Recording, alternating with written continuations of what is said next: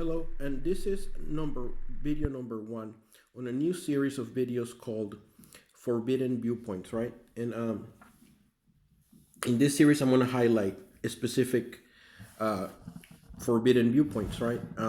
Mostly political, right? I want this to be mostly a political playlist. I might include some theological context later, but I want to start. I want to start with political viewpoints that were suppressed and that deserve to be aired out and commented on.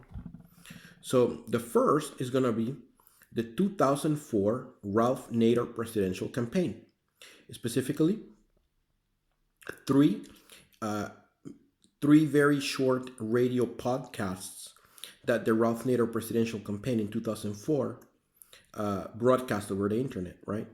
And the reason they had to do that is because the Ralph Nader campaign in 2004 was blacked out of the media. The media did not cover it, right? The American media did not cover Ralph Nader. The alternative media did not cover Ralph Nader. You know, everybody betrayed Ralph Nader in 2004. I mean, the entire anti-globalization and anti-war movements, the movement against the war in Iraq, they endorsed a vote for John Kerry, right? So the Nader supporters were suppressed and blacked out, banned from the media, expelled from organizations, banned from forums. I, for example, at the time, managed a forum on Yahoo, and I also had a blog on Blogger, right? And this is in the years before Facebook, and I was promoting a vote for Ralph Nader, right? Using these, from the perspective of today, primitive social media platforms like Yahoo Groups, Blogger, and MySpace. Blogger is still around, but MySpace, right? So, I mean, in my forum, which was called Red Square 2, hosted in Yahoo Groups, my forum was not that big. It had only about 500 members, but what happened was that pretty much my forum got taken over by Kerry supporters. And I was marginal. I was the moderator, but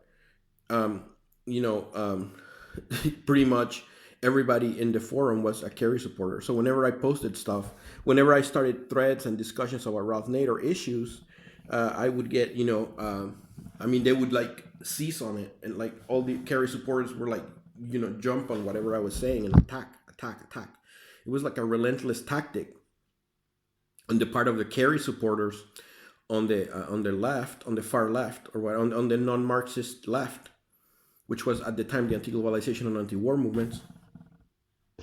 Because they said that a vote for Nader was a vote for Bush, and they said that the only realistic hope of overthrowing the Bush administration, of removing Bush, was Kerry, right? So Kerry was seen as a sort of magic bullet, right, that would remove the Bush administration and then lead to and that Kerry would take the troops out of Iraq, like President Zapatero had done in Spain, right? And so that was the criteria or whatever. But there were a lot of people. And the Green Party of the United States betrayed Ralph Nader. They did not endorse him.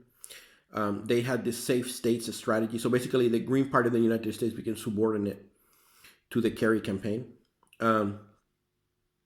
I think it was only the Reform Party that endorsed Ralph Nader. Ralph Nader was pretty much alone. The only people who were supporting him were the International Socialist Organization, the ISO, which was the American Revisionist Trotskyists.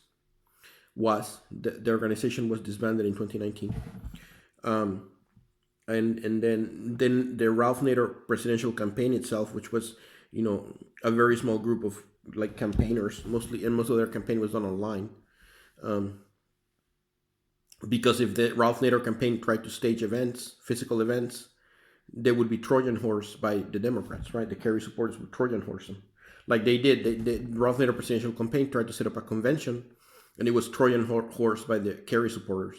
So that was the tactic of the Kerry supporters, like they did in my forum. They took it over and used it as a platform to attack Ralph Nader. Whenever I posted something that was supportive of Ralph Nader, they would immediately attack it. And in my blog too, I came under all sorts of attack. people posting, hostile comments that I'm a Bush agent and all this and that, insults. There were in both the forum and the comments on my blog, there were personal insults, attacks, all sorts of stuff.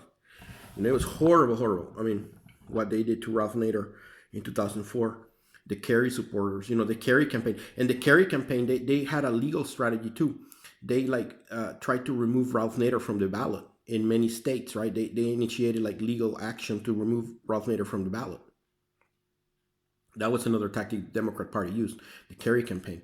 I mean, it was horrible. It was a total, it was in a way a type of voter suppression thing, because those of us who like Ralph Nader, I mean, at the time I was living in Europe, I couldn't vote in the United States, but so what I did is I supported Ralph Nader online, but people in the United States who wanted to vote for Ralph Nader were not allowed to do so. I mean, they were required, left-minded people who wanted to vote for Ralph Nader were required to vote for Kerry.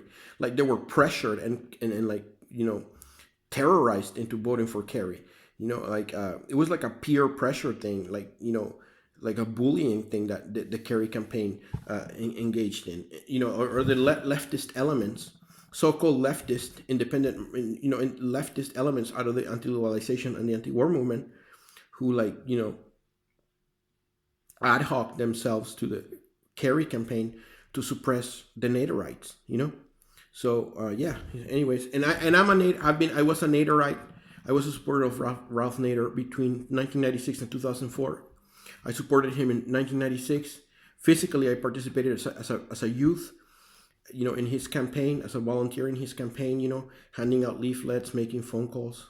And then in 2000 and 2004, I helped the campaign online, right? The Ralph Nader presidential campaign. So yeah, so for example, they were saying that in 2000, people who supported Ralph Nader were actually that we were responsible, Ralph Nader was responsible for Bush winning or whatever, that he took the votes away from Gore and all these things. And it was a lie, because, it was the Supreme Court who appointed Bush in 2000, not the electorate. So, yeah. Anyhow, what I want to do in this video is I'm going to play 3 very short audio podcasts that were broadcast over the internet by the Ralph Nader presidential campaign in 2004. And that way you guys can listen to what the message of Ralph Nader in 2004 was. The message that the Kerry campaign and the Democrat Party wanted to suppress, the suppressed viewpoint of Ralph Nader in the presidential campaign of 2004, when he ran against both Kerry and Bush. Okay? So that's what I want to do here. I want to showcase, I want to bring this out from the past, from 2004, the Vote Nader campaign of 2004, and we're in 2022. So yeah, this is ancient history, but it's interesting. It's interesting because, the Ralph Nader viewpoint in 2004 was totally suppressed. The left too, and in the left media too, like Amy Goodman in Democracy Now. Well, she one time hosted a debate, but then what she did is she hosted a debate between a Nader supporter and a Kerry supporter, and then the whole thing was used as a platform for the Kerry supporters to attack Nader. So the debate thing was just a way of giving the Democrats a platform to attack Nader, the debate format. So that didn't work. But they never interviewed, they never dedicated time to just look at the Nader campaign on its own words by itself, whatever. Always it had to be shown, with the Kerry campaign supporters attacking it, right? That was the way it was portrayed. So the Nader campaign never got was never showcased, or never really allowed to express itself, and then the only left media who covered Ralph Nader fairly and objectively was Free Speech Radio News. Free Speech Radio News. They were the only ones. It was like a podcast that used to go up. They used to post it on Indie Media. Oh, and Indie Media. Indie Media was pretty neutral. Indie Media was a neutral forum. So, but then, the Kerry supporters dominated Indie Media, but, Nader supporters were allowed to post their stuff on Indie Media, but it was the majority of the content on Indie Media was, pro-Kerry and anti-Nader.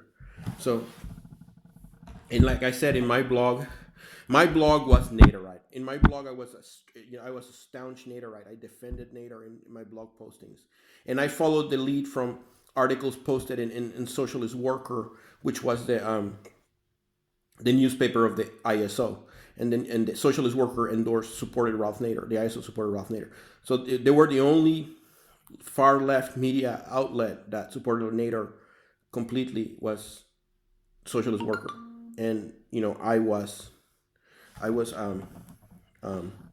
I followed their lead with my blog. I would like in my blog, the blog pieces that I did were like supplemental to stuff that came out in Socialist Worker. And then I would try to start discussions in my forum, but because my forum was dominated by Kerry supporters, they would attack me, you know. Basically, my forum was Trojan horse, taken over by the Kerry supporters, and there's nothing I could do. I was only one man against like 20, 50, 30, whatever, professional, whatever, trolls or what have you, Kerry trolls, and then if you ask, yeah, why didn't you ban them? Because in my forum, I ran a free speech policy, because at the time I was influenced by the sort of the media perspective of that came out of Free Speech Radio News, right? So my forum was a free speech forum. So in my forum, it was absolute free speech. Red Square 2 was free speech. So that's why I didn't ban the Kerry supporters, because if I had banned the Kerry supporters, I would have lost like 2/3 of my members, So you know what I mean? So anyhow, I'm gonna play the 3 podcasts that the Ralph Nader campaign released over the internet. And the reason they did this is because they were blacked out from the media, right? So what they did is they created these 3 podcasts and found them out on the internet to try to like create, put the Ralph Nader viewpoint out there a little bit, So I'm gonna play them and then I'm gonna comment, okay? So this is the first one, and it's Vote Nader 2004 Solutions. Our country has more problems than it deserves and more solutions than it applies. There are practical solutions, but the 2 parties lack political will to implement them. Americans deserve affordable housing, solar energy, preventive health care, consumer safety, a fair criminal justice system, good safe jobs, and effective education. Citizens need elected officials free of corporate handcuffs to move these solutions forward. I'm Ralph Nader, running for president, and I approve this message. Yeah, so you see what I'm saying? So that's the solutions, right? The solutions that Ralph Nader put forward, That Ralph Nader was a reformist, right? He was not really a revolutionary. He was a reformist. He was to the right of Hugo Chavez, basically. He was to the left of Bernie Sanders. Ralph Nader was for real. Ralph Nader ran against Kerry, against the Democrats, an independent campaign against the Democrats, right? Which is not what Bernie Sanders is doing, because Bernie Sanders talks the talk and attracts votes to him or whatever, and then when he gathers all this support and all these votes, and he tells the supporters to go vote for the establishment Democrat, right? So he's a bait and switch, right? He's not the legitimate thing. The real thing was Ralph Nader, but the Democrat Party is afraid of the reemergence of a Ralph Nader, so they pulled what's his name, Bernie Sanders, out of their collective ass and put him forward as the mouthpiece of socialism or whatever, and in this, Democratic Socialists of America are complicit in that, right? Because Democratic Socialists of America is a subset of the Democrat Party, Democratic Socialists of America and Bernie Sanders are in the United States what the left party is here in Sweden. Again, bait and switch. In Sweden, it's a little bit more sophisticated, because in Sweden, it's much more, the psyops is much more sophisticated, because in Sweden, you get the illusion of a left party, right? It looks good. It looks, a left party that has representation in the parliament. Wow. Yeah, that's really, democratic, right? The left has representation in the parliament, right? This is socialism. That's socialism, right? And then there is the welfare system. So yeah, this is socialism, whatever, right?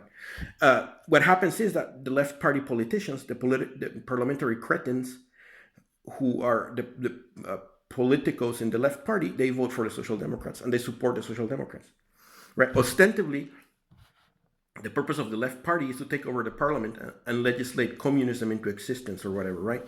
That's the premise of carrillismo, which is ultimately where the left party is basing itself on.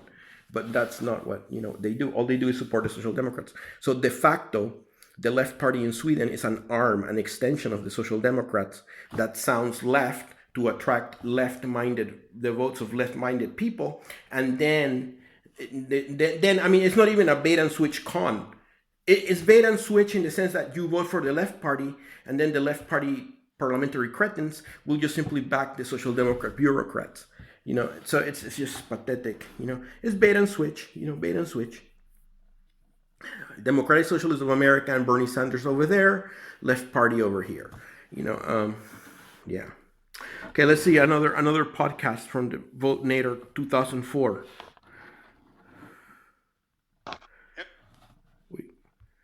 Every social justice advance in America involved a shift of power. From plantation owners to abolitionists against slavery, from industrialists to labor unions, and from banks to farmers. When organized, people shift the power. Declare your independence from corporate and two-party domination. We need your help in this historic struggle to shift the power from corporate rule. In our country, the people must rule. I'm Ralph Nader, running for president, and I approved this message. See, that's why the Democrat Party engaged in this systematic campaign of suppression against Ralph Nader and the campaign of Ralph Nader, because what he just said here in this shift of power, it was anathema to the Democrat Party, because they're not the Democrat Party. They are. I mean, the Democrat Party exists, to prevent, any sort of movement that would, extend democracy beyond the formerly political into the economic or the social, which is what Ralph Nader is saying here. And that's just in theory. In practice, of course, like I said, the Swedish Left Party is just an extension of the Social Democrats. They support the Social Democrats. They vote with the Social Democrats. They do, it's left parliamentary cretinism at the service of Social Democrat bureaucracy. That's the left party, So it's another bait and switch, but it's much more sophisticated. In Sweden, it's much more sophisticated, whereas in the United States, it's more like an optics thing, perception management with Bernie Sanders to make him look like the left, but in fact, he's just a bait and switch con man. The real thing was Ralph Nader, not Bernie Sanders. Okay, the last podcast, and this is called Freedom, right? Freedom. The strategy of the Bush administration is the politics of fear. Every day they beat the drums of terrorism, war, Code Orange, and canceled flights, stifling dissent and shifting focus from the domestic necessities of the American people. Fear has become an expensive political tactic. As FDR said, the only thing we have to fear is fear itself. Freedom from fear means a confident nation should vote its hopes, not its fears. I'm Ralph Nader, running for president, and I approve this message. Yeah, exactly. And there was a time of the back then it was, the Patriot Act, right? The Patriot Act and, the surveillance state, the war on terror, Muslims were rounded up, the torture jet. Anyways, they were kidnapping Muslims from the streets, and renditioning them, like putting hoods over their head. They would inject them with drugs, put them in an unmarked van, drive them to the airport, and stuff them into the torture jet. And then they would be flown to black sites in Poland or Syria or whatever to be subject to enhanced interrogation, supposedly, which is torture, supposedly to get information about terrorism or what have you, and then there was all the surveillance, restrictions on free speech, restrict the right to due process, right? If you were a lawyer defending a Muslim, you would be suspect of supporting terrorism. Right, in the United States, right? If you were an activist and you went out and did a demonstration opposing the rendition of Muslims, they would say that you are an accomplice of the terrorists, right? If you were to do anything sympathetic that with Muslims or what have you, you would be denounced as Islamic sympathizer. If you were to say, like right after 9/11, after 9/11 happened, there were some protests against the war in Afghanistan, and Condoleezza Rice came out saying that these people were demonstrating in favor of the Al Qaeda perspective or something like that. I don't know if it was Condoleezza Rice, but somebody in the Bush administration came out and said that. Basically, that if you oppose the war in Afghanistan, you were supporting the Al Qaeda perspective. It was horrible. It was horrible, horrible. So that's what Ralph Nader is talking about. There was no freedom. There was no freedom under the Bush administration. They curtailed freedom. They systematically curtailed freedom in the Bush administration. In the name of fighting terrorism. The terrorism stuff stopped. Instead they focus now on persecuting WikiLeaks and Edward Snowden or whatever. But that was later. But yeah. Anyways. Yeah. Yeah, anyways, the purpose of this video was to showcase the forbidden viewpoint number 1, which was the viewpoint of Ralph Nader during the 2004 presidential campaign. See you on the next one. Bye.